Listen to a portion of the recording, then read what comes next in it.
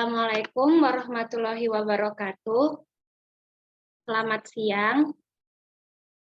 Yang terhormat, Bapak Ibu yang berbahagia, puji syukur marilah kita panjatkan kepada Allah Subhanahu wa Ta'ala yang telah memberikan nikmat dan hidayahnya kepada kita semua, sehingga kita bisa mengikuti acara penyuluhan pada hari ini.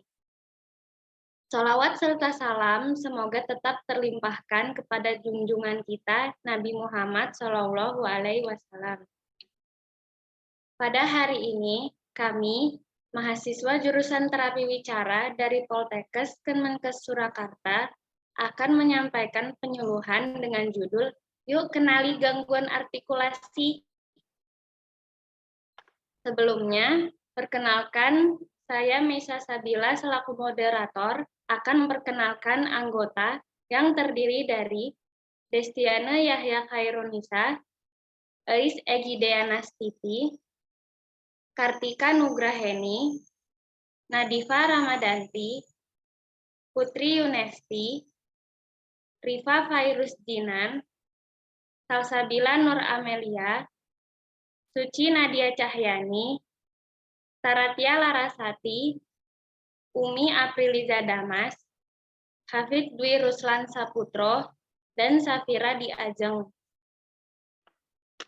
Saya selaku moderator akan membacakan rangkaian acara pada hari ini yang terdiri dari yang pertama, pembukaan, yang kedua, penyampaian materi, yang ketiga, sesi tanya jawab, yang keempat, foto bersama, dan yang kelima, penutup.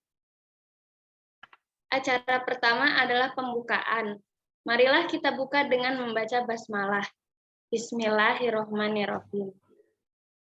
Acara kedua adalah penyampaian materi. Kepada anggota, kami persilahkan untuk menyampaikan materi. Baik, Assalamualaikum warahmatullahi wabarakatuh. Di sini, mohon maaf sebelumnya, terima kasih untuk moderator telah memberikan waktunya untuk kami sebagai pembaca materi. Pada siang hari ini, kita akan memberikan penyuluhan, yaitu yang bertemakan, yuk kenali gangguan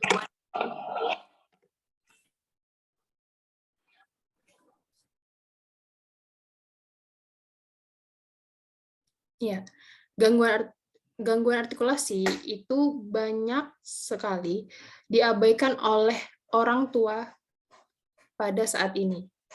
Contoh gangguan artikulasi itu yang sering terjadi pada lingkungan kita, itu masih banyak orang tua yang mencadelkan bicaranya kepada anak. Contohnya, "Mah, aku mau mamam." Nah, seharusnya kan makan ya, jadi harusnya orang tua itu membenarkan apa yang salah dalam bicara anak tersebut. Namun, saat ini orang tua itu jarang membenarkan ucapan anak, namun malah menganggap hal tersebut lucu karena anak tersebut masih anak-anak.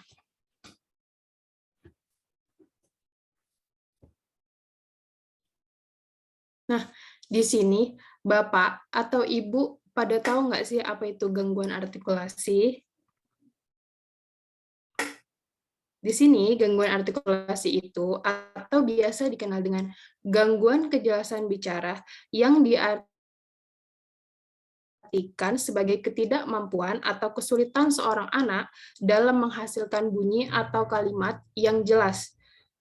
Nah, gangguan artikulasi ini sangat menyebabkan orang lain yang mendengar kalimat tersebut tidak bisa memahami apa yang dikatakan oleh anak. Selanjutnya, ada penyebab gangguan artikulasi atau gangguan kejelasan bicara. Gangguan artikulasi dapat disebabkan oleh dua faktor, yaitu faktor fungsional maupun faktor organik.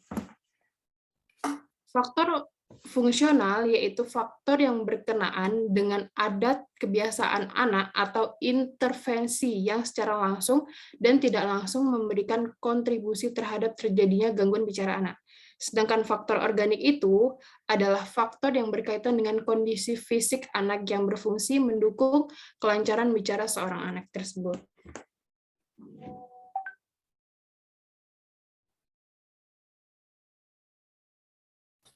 Baik, materi akan saya lanjutkan. Nah, di sini kita tadi ada faktor fungsional. Di faktor fungsional sendiri ada 4 ya, Ibu Bapak.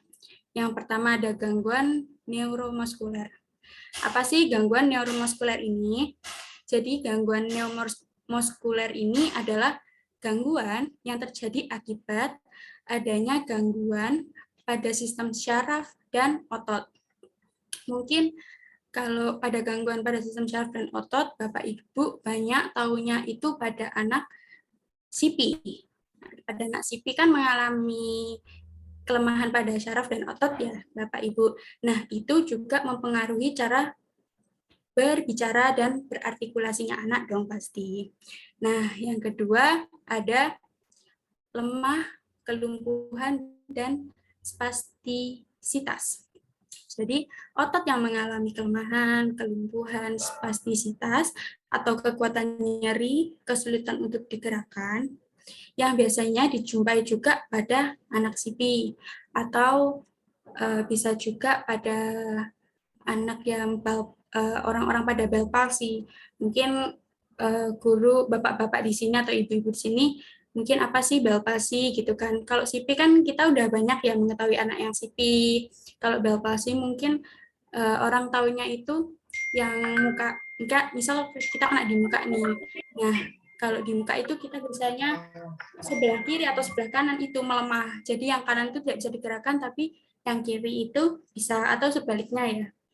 Kan orang yang kena gitu kan otomatis akan mengalami kesulitan untuk berbicara dan artikulasinya pun terganggu ya. Kayak misal kalau kanannya kaku, jadi kita kan ngomongnya otomatis menceng. Itu terkadang kita taunya itu orang stroke atau kayak gitu-gitu ya.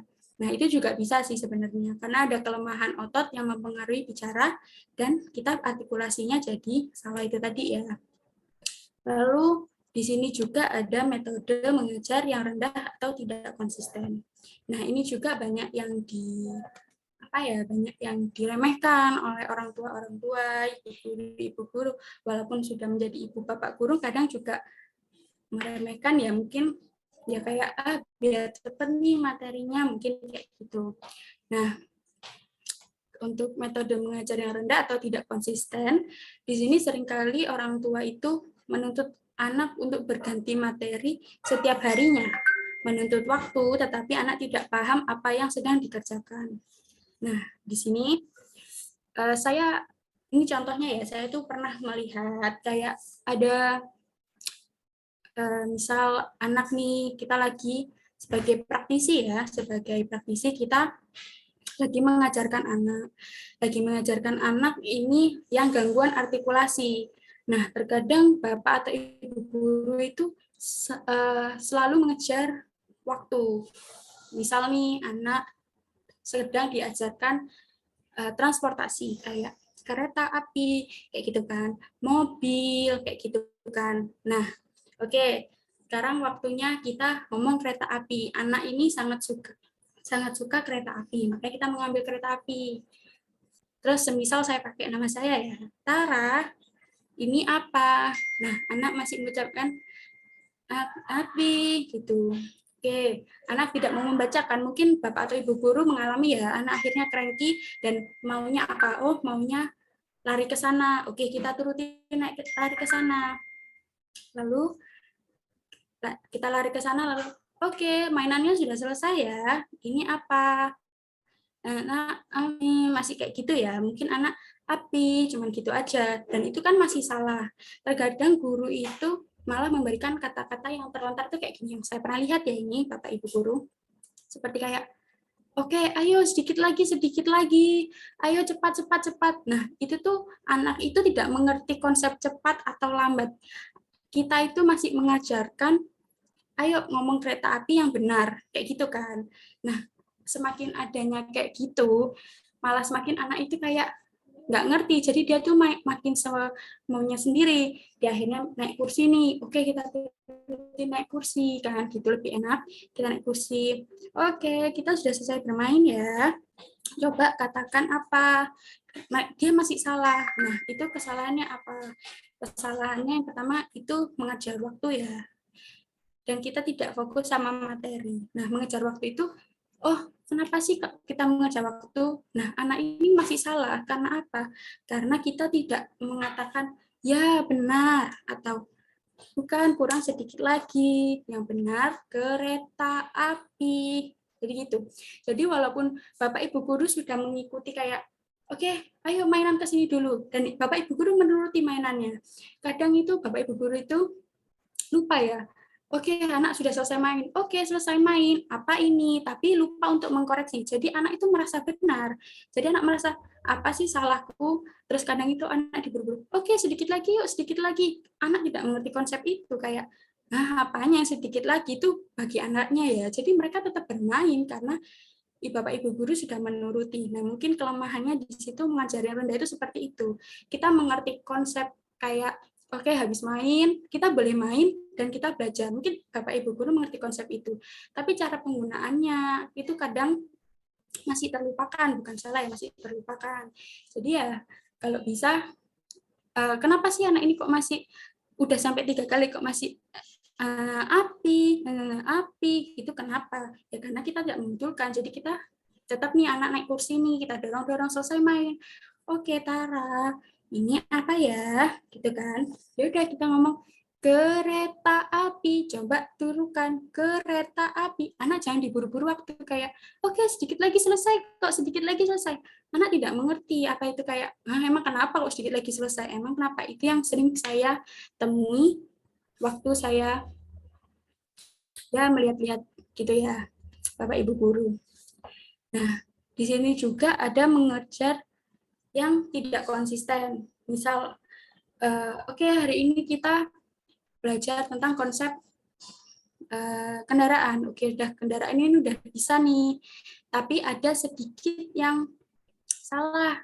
Misal yang tadi ya, mobil. Jadi mobil, tapi yang lain sudah bisa nih. Nah, itu akhirnya dihiraukan kayak, oke lanjut ya, kita ke materi ini tanpa mereview yang satu ini. Nah, kadang itu kita itu men-skip ya istilahnya anak muda, itu kayak men-skip biar cepat. Jadi kayak di bukunya itu biar kalau dia itu udah selesai, tapi itu konsep anak seperti itu kita tuh mengajarkan artikulasi, bukan mengajarkan kayak gimana sih ya cepat belajar biar tanggap ini tanggap itu. Kadang itu anak itu artikulasinya itu hanya satu artikulasi yang dia susah, bukan berarti semua pelajarannya dia itu kesusahan kayak gitu. Jadi kita lebih hati-hati untuk melihat mana sih artikulasi yang emang benar-benar dia itu susah kayak gitu. Lalu yang keempat ini adanya kurangnya model-model bicara. Nah, kurangnya model-model bicara ini seperti yang kita ketahui ya, di rumah, di lingkungan tempat tinggal atau di sekolah, seperti ini nih orang tuanya nih sibuk. Akhirnya nggak ada kan model bicara yang dia ajak, atau ada pengasuhnya nih, tapi pengasuhnya ini misal udah sepuh ya, sudah tua, akhirnya diem, akhirnya cuma bisa ngikutin anak atau kemauan anak aja. Atau mungkin lingkungan yang dua bahasa atau berbahasa lebih yang menggunakan bahasa yang lain. Misal di sekolahnya dia menggunakan lingkungan berbahasa Arab atau berbahasa Inggris yang kita temuin di sekolah-sekolah anak sekarang kan kayak gitu ya Bapak Ibu. Nah, jadi di situ itu juga mengganggu berbahasa anak dengan benar. Kadang itu kita itu meremehkan ya kayak nggak apa-apa dicampur ininya, tapi terkadang itu akhirnya anak itu kurang kosakatanya ternyata kayak gitu. Terus artikulasinya juga salah, akhirnya di bahasa Indonesia juga salah, di bahasa Inggris juga salah, di bahasa Arab juga salah, tapi yang kita pikirkan kayak nggak apa-apa itu kayak gitu kan biasa orang tua kan kayak, tapi itu sebenarnya itu kayak langkah awal untuk gangguan artikulasi itu sebenarnya. Nah, itu juga perlu diperhatikan untuk berbahasa kepada anak, berbahasa yang baik sama anak, karena kita juga model bicara. Terus, anak itu kan jadi bingung, jadi bingung kayak bahasa mana nih. Kadang itu makanya bikin anak itu nggak bisa berartikulasi dengan jelas. Kayak misal mau minta makan, kan biasanya kalau kita minta makan kan kayak, misal ibu ya, Bu, saya mau makan, gitu. Nah ini cuman kayak makan, kayak gitu aja. Kayak apa maksudnya? Nah itu ternyata di situ tuh juga ada gangguan artikulasi loh, Bapak Ibu. Jadi coba berbicara yang utuh, atau menyampaikan atau memberi model-model bicara itu yang baik sejak dini ya. Lalu emosional anak itu juga udah pasti ditiru ya kepada anak. Terus ada penelantaran anak, mungkin di sini dalam arti penelantaran anak itu bukan karena tidak diurus tiba-tiba gitu kan, enggak ya. Mungkin orang tuanya sibuk, mungkin nggak ada waktu untuk bermain, kadang untuk berbicara pun itu tidak ada. Jadi saya pernah menemui kasus, jadi orang tua yang sibuk akhirnya dia itu tumbuh dewasa. Jadi di pertumbuhan dewasa anak ini tidak mengerti cara bicara dengan orang dewasa, dengan orang biasa, orang dewasa atau anak seusianya, dia tidak mengerti. Jadi kalau misal ini kita orang tua nih, kita orang tuanya biasanya kan kalau ketemu yang mungkin orang tua seumuran anak kita kan kayak, gimana nih kabarnya? Nah si anak kan pasti menjawab kayak, oh baik tante, baik om, nih saya mau ini, saya pergi dulu ya, atau makan om, kalau dia lagi makan. Nah itu kalau yang metode model-model bicaranya yang rendah kayak gini, itu tuh anak itu tidak mengerti konsep seperti itu. Jadi kalau ditanyain kayak, Tara udah makan belum, kayak udah, kayak gitu. Atau mungkin kalau disapa itu cuman lihat doang, kayak tidak ngerti bahasanya, bahasa bicaranya itu. Lalu lanjut kita ke faktor organik. Nah, di faktor organik ini ada 6 ya, Bapak atau Ibu. Yang pertama ada faktor cerebral palsy, CP, atau kita kenal CP, yaitu kelemahan otot ya, kelemahan otot. Karena kelemahan otot, jadi kita itu tidak bisa berbicara dan berartikulasi dengan jelas. Lalu yang kedua ada gangguan pendengaran. Nah, di gangguan pendengaran ini kita lebih seringnya mendengar dengan hearing loss atau gangguan pendengaran ya.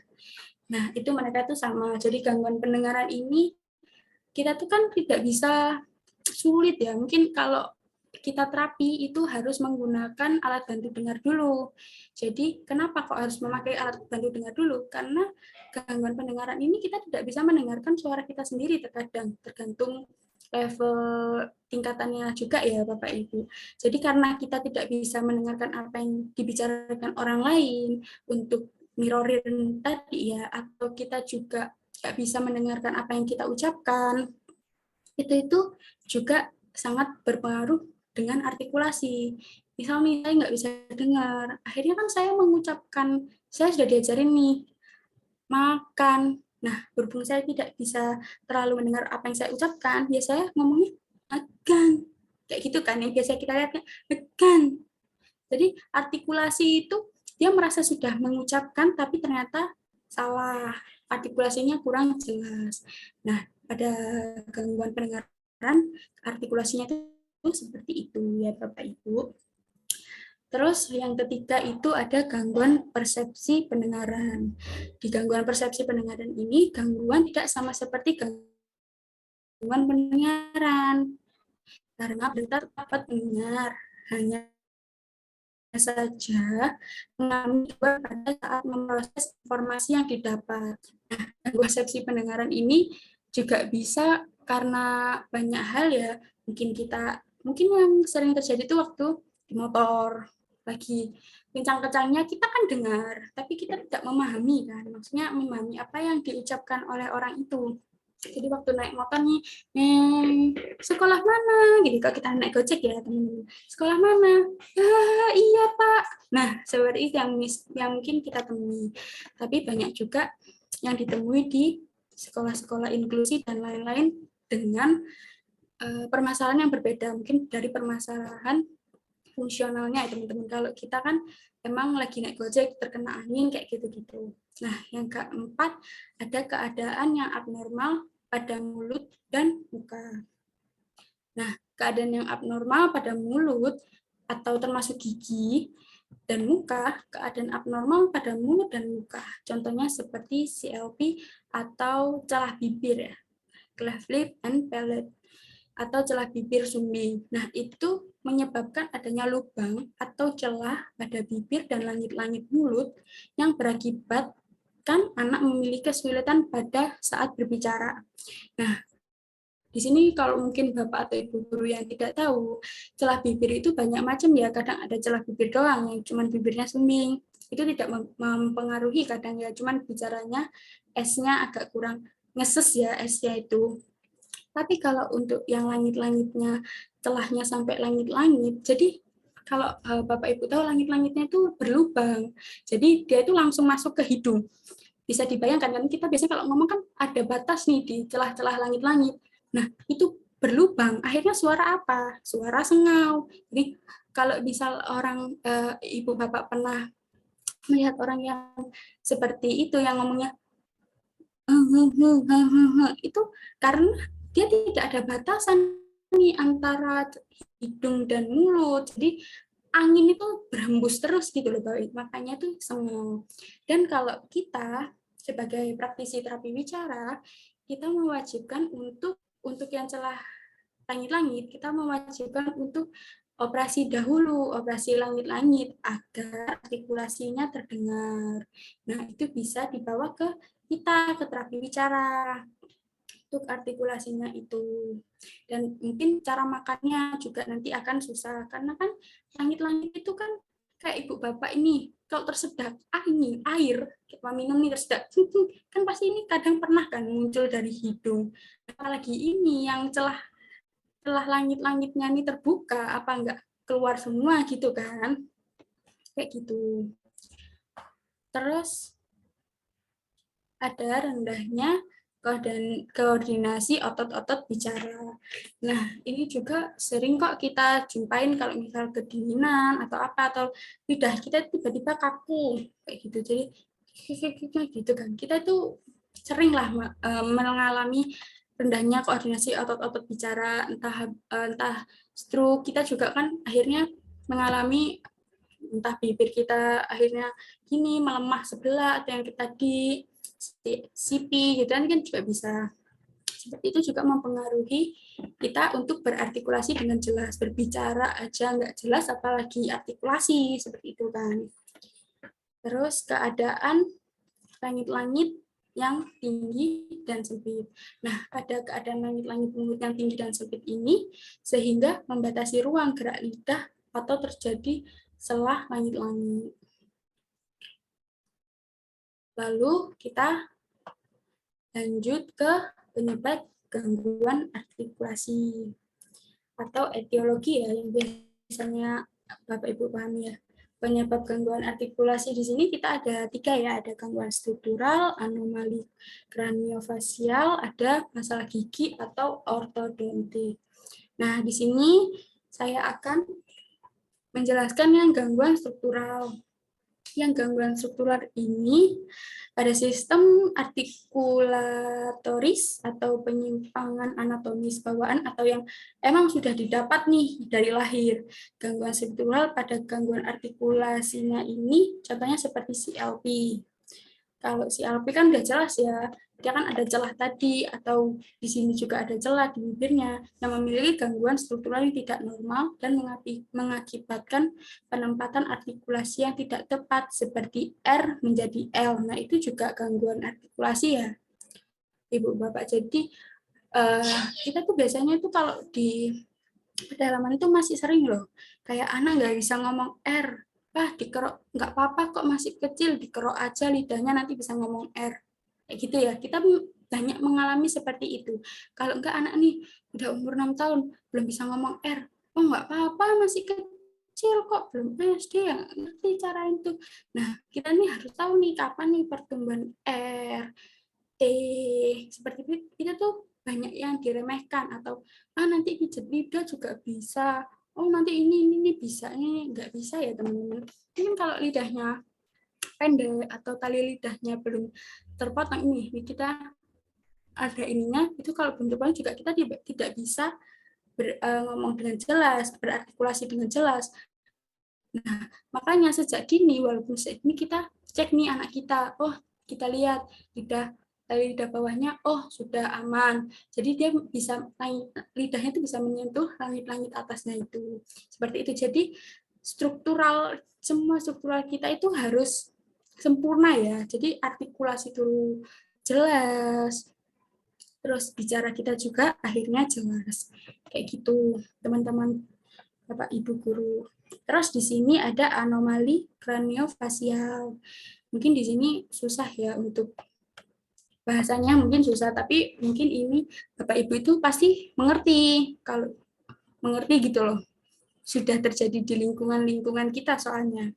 Kalau anomali kraniofasial itu suatu penyimpangan keadaan normal akibat gangguan tumbuh kembang. Pada umumnya merupakan kelainan berupa cacat bawaan yang sudah tampak dari lahir. Nah, di sini kan penyimpangan keadaan normal akibat gangguan tumbuh kembang pada umumnya merupakan keinginan berupa cacat bawaan sudah tampak dari lahir. Kadang itu kita itu denial ya Bapak Ibu, ya namanya kita punya anak, terus waktu anak kita itu kan bisa dilihat nih cirinya, apakah anak kita kena Down syndrome atau enggak, itu kan kita bisa lihat sebenarnya dari USG atau kayak seperti itulah ya Bapak Ibu. Tapi kadang itu kita sebagai orang tua itu denial akan itu. Nah, kedenialan itu tuh bisa berakibat fatal kepada anak. Kasihan anak yang kita misalnya menerima, oh yaudah jadi anak lahir ini aku harus bertindak ini. Kalau orang yang tidak denial, anak itu walaupun misal Down syndrome, anak itu bisa mandiri atau melakukan hal yang normal akhirnya kayak gitu. Kan kita kok denial, enggak kok dokternya bilang normal, waktu sudah lahiran ternyata sidik jarinya atau apanya, mukanya itu sudah terlihat, tapi kita kayak enggak ini cuma baru lahir kayak gini. Di situ tuh banyak ya Bapak Ibu seperti itu. Nah, kalau seperti itu kita itu harus gimana ya? Harus merancang artikulasinya gini-gini, cacat bawaan itu tuh emang ada. Jadi kita itu misal Down syndrome nih. Jadi anak lahir itu kita udah harus apa gitu. Akhirnya anak itu walaupun Down syndrome, kan kebanyakan Down syndrome itu artikulasinya kurang jelas ya. Di situ nanti kita akan gimana nih biar jelas. Jadi melatihnya pada umur sekian gitu. Jadi walaupun ada cacat bawaan, tapi kalau kita mengerti itu akan artikulasi dan berbicaranya akan jelas. Lalu yang terakhir ini ada masalah gigi atau ortodontik. Jadi masalah gigi atau ortodontik ini mungkin ya sering sekali. Mungkin dari kita sendiri juga sering kalau misal sakit gigi nih, atau gigi berlubang nih, bengkak di sini, kan kita otomatis artikulasinya nggak jelas juga. Itu kan akhirnya kita ngomongnya seperti itu. Itu yang mungkin kalau yang hal sewajarnya ya, karena gigi kita sakit. Nah, di sini penjelasannya di mana keadaan gigi yang tidak teratur dan hubungan rahang yang tidak harmonis sangat mempengaruhi sistem pengunyahan, pencernaan, serta sistem artikulasi. Jadi ada nih rahang yang maju, akhirnya kan artikulasi itu tidak jelas. Nah, di situ tuh kita harus mengambil tindakan, apakah mengganggu kita berbicara atau mengganggu kita berartikulasi. Nah, gimana nih kalau emang dari dokter kayak tidak perlu tindakan operasi, jadi gimana nih caranya biar ngomong aja, oh berarti bibir harus lebih ke atas, atau kalau ngomong harus lebih ditekankan lidahnya ke sini, ditekankan lidahnya ke situ. Nah, itu mungkin fungsi kita sebagai terapi bicara. Jadi kayak mengerti nih, menempatkan gimana sih agar artikulasi ini bisa tepat gitu. Jadi kita itu mengambil tindakan itu agar berbicara itu lebih jelas seperti itu. Dan selanjutnya akan dijelaskan teman saya. Terima kasih. Baik, selanjutnya saya Destiana akan memaparkan materi mengenai dampak gangguan artikulasi. Yang pertama yakni orang yang berkomunikasi dengan anak tidak mengerti apa yang dikatakan anak. Jadi ketika si anak mengalami gangguan artikulasi, itu kita tidak mengerti apa sih yang dikatakan oleh anak, apa sih yang dimaksudkan oleh anak. Yang kedua adalah anak akan merasa kurang percaya diri, yakni dengan adanya gangguan artikulasi tersebut, anak tuh cenderung akan merasa kurang percaya diri, kurang merasa minder dan lain sebagainya, sehingga besar kemungkinan akan menutup diri dari lingkungannya. Selanjutnya yakni mendapatkan tekanan dari lingkungannya. Dengan sang anak itu tidak mengerti apa yang dikatakan oleh anak, apa yang dimaksudkan oleh anak tersebut akan berdampak yakni mendapatkan tekanan dari lingkungan sekitar. Selanjutnya, yang ini akan mengakibatkan susah mengendalikan emosi, susah untuk mengontrol emosi yang anak rasakan tersebut. Selanjutnya yakni menghambat kesehariannya, dapat menimbulkan kesalahpahaman dan berujung konflik. Jadi ketika sang anak itu tidak jelas artikulasinya, itu akan menghambat kesehariannya dalam menimbulkan kesalahpahaman dan berujung konflik. Sehingga kita mungkin tidak mengerti apa yang anak itu maksudkan, dan itu akan berujung pada kesalahpahaman. Next. Selanjutnya bagaimana cara pencegahan gangguan artikulasi, yakni orang tua harus menunjukkan perhatiannya yang cukup kepada anak-anaknya. Yang kedua, orang tua wajib mengajarkan cara bicara kepada anak dengan baik dan benar. Selanjutnya, perkenalkan kata-kata baru kepada anak setiap hari. Cobalah untuk tidak menyelesaikan kalimat anak.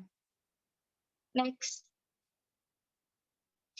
Penanganan yang dapat kita lakukan terhadap gangguan artikulasi, yakni 1, memeriksakan menyeluruh terkait dengan kondisi anak. Yang kedua, melakukan terapi bicara yang dilakukan oleh terapis yang memang sudah berpengalaman. Yang ketiga, orang tua tidak hanya menyerahkan seluruh penanganan pada terapis bicara saja, yakni orang tua juga harus ikut andil dalam untuk upaya penanganan anak itu dalam mengatasi gangguan artikulasinya tersebut. Dan yang keempat ini penanganan harus bersifat komprehensif, yang artinya mampu untuk menangkap, menerima dengan baik dan memperlihatkan wawasan yang luas kepada anak tersebut.